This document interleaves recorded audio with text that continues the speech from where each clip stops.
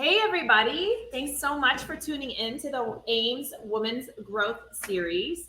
My name is Adriana Bates. I'm a broker owner of Clear Mortgage here in Kansas City. For those who don't know me, for those who do, thanks again for tuning in to one of these webinars slash podcasts slash, I don't know where you're going to see this because you're probably going to see it everywhere. AIME is amazing at repurposing content. So what this webinar slash series class is going to be focusing on is growth and how do we plan for growth? What are some growth goals? I will do this from a personal side and what we're looking for at Clear Mortgage, but basically this class is definitely going to focus on talent. Okay. I think we're all feeling this right now, that finding the key players within our business is very, very, I hate to use the word difficult because I want to keep it positive, but it's challenging right now. And I don't know what that is, if it's specific to my Kansas City metro market, if it is, but I doubt that because I'm also utilizing some tools to find remote talent, which is something that I'm dabbling in. I may have control issues, so I don't love the idea of having majority remote employees. I know that has worked very, very well for some.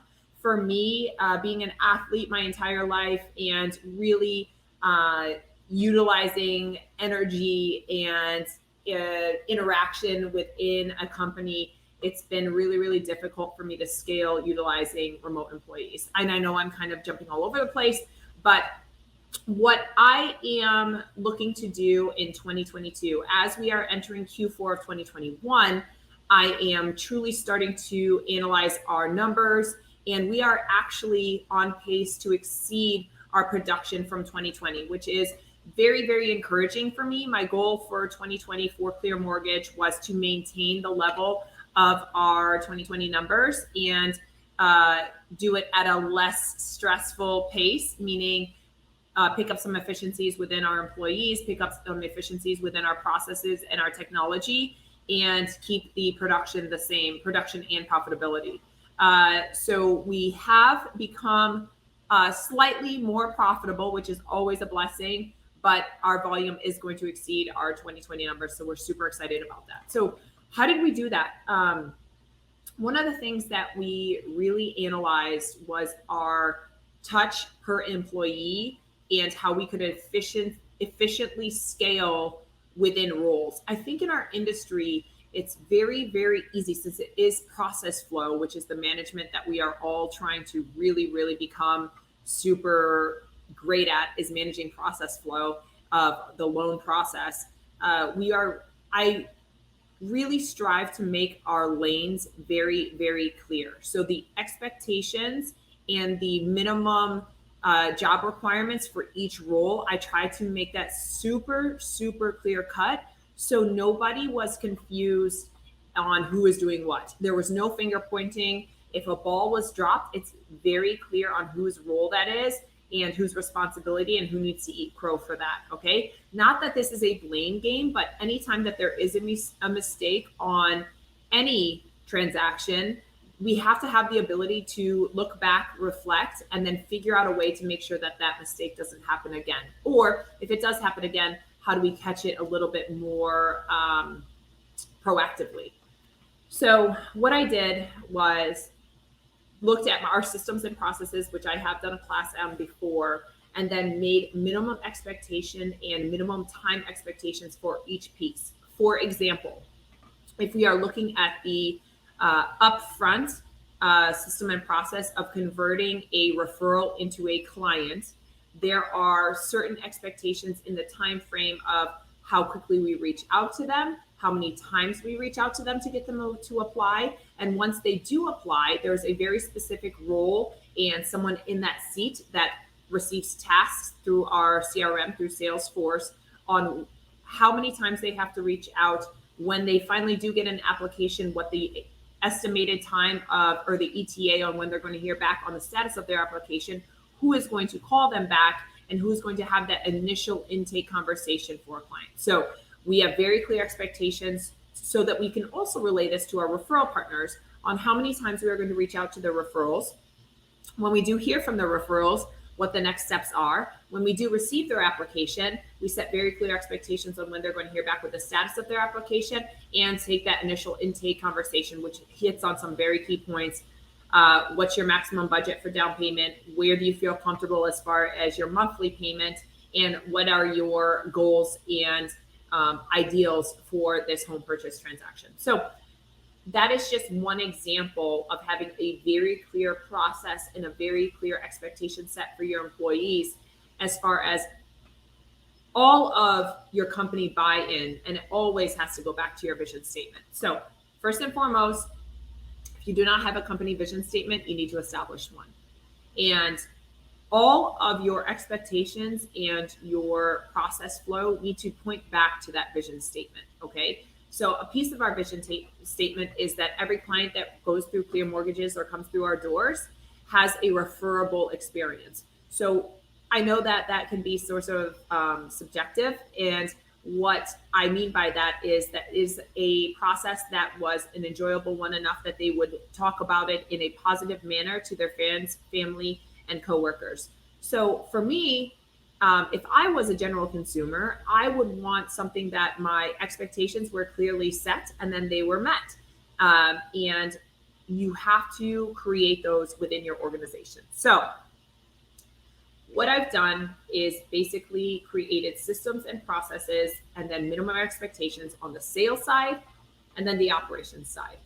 And once we create those, my goal for 2022 for Q1 2022 and starting this in Q4 of 2021 is going to be having a manager or someone that runs both sides, both the sales side and also the operations side. And these positions are pretty difficult for me to find because this is truly going to allow me to take a step back, and instead of having meetings with all of my sales staff once a week and then individual coaching meetings, I can have my sales manager be doing that and holding them accountable to those expectations. And then I can just have one meeting with my sales manager. That will just create a level of separation between myself as the owner and the staff. And this is just something that is going to be a piece that I'm focusing on because I truly want to try and achieve that work-life harmony. Remember, I don't believe in the word balance. I think that is something that we are all falsely striving for. I think there is harmony in our works and in our work life and in our family life. So some weeks, some days, your family life is by far going to be a little bit more demanding. And then some weeks, some days, your work life is going to be a little bit demanding or less demanding depending on the time frame. So I just want to live in that consistent harmony, and a way for me to focus more on my family life will be less meetings with my staff and with my clientele. So again, that isn't something that happens overnight. The way that I am trying to achieve that is to create very clear systems and processes for the client and for my staff, and then hire key roles within that. So a sales manager and an operations manager. Now, the sales manager will obviously be incentivized with certain KPIs as far as our conversions. Are we tracking on pace for our sales goals? Are the sales staff happy? Do they feel supported? And certain metrics like that. On the operations side, that is going to be very different. That is going to be much more focused on process flow. Are the certain milestones that we are tracking, are they being hit in the time frame and expectation times that we are being set for both internally and externally to our clients? And that operations manager and that sales manager will have to work very well together and in harmony there to make sure that the balance is correct. Another piece that is super important is the operational staff having constant communication with the sales staff so that we know our incoming numbers. It is one of the hardest things in our industry to hire proactively, meaning you can see some of the activities that the sales staff are doing and expect the volume to then follow. It's very difficult because it's I think sales activities are sometimes they're very easily falsified. So you truly have to see some of the activity, the fruits of the labor coming in, meaning are applications coming in? Can we start to track those? And if the application to actual live deal conversion is accurate, you will know how much more operational staff you'll need. The biggest fear that I have as a owner of a company is to recruit strong sales staff and not have the operational staff there to support them, because that is something that's near and dear to my heart as a sales. I was brought up in this industry on the sales side. Now, conversely, on the operational side, some anxiety that I have is if we hire too much staff proactively. You never want to be staff heavy. So there has to be a great balance there of operational support versus sales staff to bring in the volume. So that was a long way of me saying that my goal is to bring in 2 management key players in 2022 on the operational side, to truly be a partner and watch some of the file flow and make sure that things are, that the expectations are being hit internally and externally. And then on the sales side, that our sales staff feel supported, that there can also be great communication to pick up efficiencies between sales and operations. Now, another piece that I am trying to focus on that will be removed from the sales side, because typically does fall into the sales hats, is the marketing piece. That is a beast in its own. And I don't have that game plan set out yet as where I want to focus on marketing. I know that the majority of my efforts are going to be placed on video, just because we are of that digital era where you want to become that digital mayor of your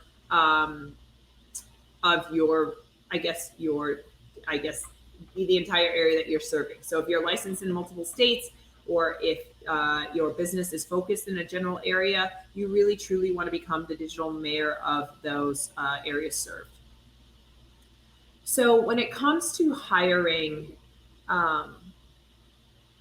I would like to say that I do a great job of handling this myself, okay? I can do the initial screening, but when it comes to bringing in the possible candidates, I have a little bit more difficult time than that. I don't have the patience to post these jobs on Indeed. I have utilized Wise Hire and had great success with that. I already have built out templates for each job description, so that is something that we can relay over to AIME, and particularly for the women's growth series. I already have those job descriptions created, and those are something that are easily ripped and duplicated. So clear job descriptions and expectations are great when you create that pool of candidates. One of the most initial things that I do and very important pieces that I utilize is the DISC personality profile. There are many of them out there. I use Tony Robbins DISC. It's easy for me. I know what the green, the red, the yellow, and the blue all stand for. When I see the graph, I know how a candidate already thinks and how their personalities align for the position that we are hiring for. For example, if we are hiring for a processor, we do not want to see a lot of red and a lot of yellow and no green and no blue. Red and yellow are indicative of driving and dominant traits, as well as high I would be a very social butterfly, likes to talk, likes to engage in long conversations, basically a chatty Cathy. You do not want a dominant chatty Cathy trying to fit herself within a processor's role, okay? You want a high S and a high C, which is more, the S is more stable, consistent, likes a checklist, and then the C is compliant. They're not going to break the rules. They know what they're there for, and they get a job done.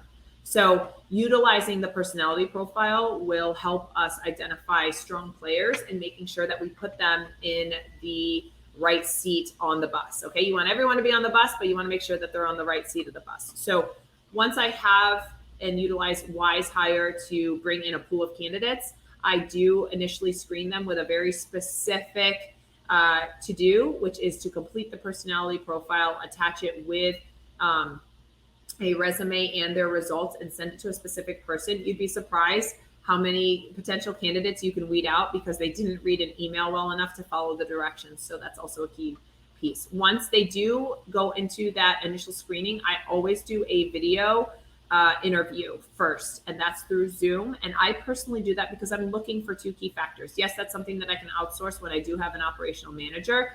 But what I'm doing and what I'm looking for now is I'm asking them some really key interview questions about objections that they've handled. How do their friends and family describe them? What do they believe the best attributes they bring to the workplace? But I'm also looking at their background. What's behind them? Do they have an office space set up? Are they neat and tidy? And I know that seems very judgmental right off the bat, but I am looking for key traits that I would want in that specific role. Okay. So I am, if their bookshelves are a complete disaster and they have stacks of paper set up all next to them, they are not going to be organized. And in a processor role, you want your person to be organized. So those are just some little things. Once we do the video interview, I will send them a case study, which is a test file, and see how they calculate some income, see how they look at specific scenarios that I've sent over. If they pass those, then I will bring them for an in-person interview. I want to see how they present themselves. I want to get a vibe. I'm an energy person. I want to feel their energy and make sure that they're going to be positive with a positive addition to our current office environment.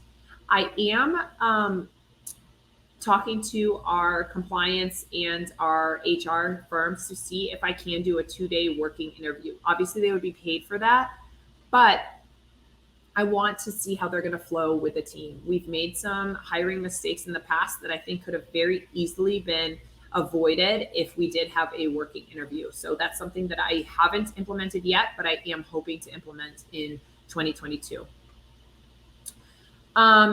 Another potential content question that was given for this interview was, what is one key thing everyone needs to do to make scaling and hiring seamless?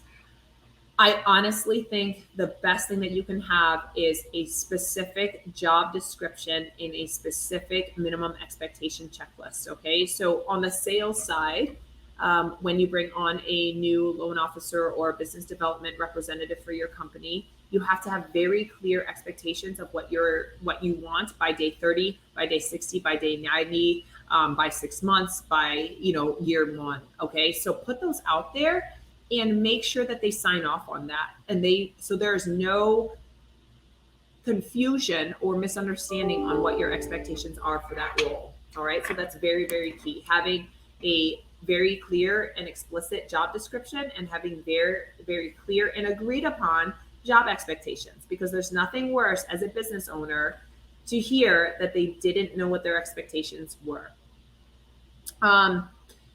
Something that I am looking to make growing, scaling, and hiring easier is by utilizing a training staff, or a training company for some of the positions. As you know, probably the majority of us that are broker owners have some of the same personality profile traits, okay?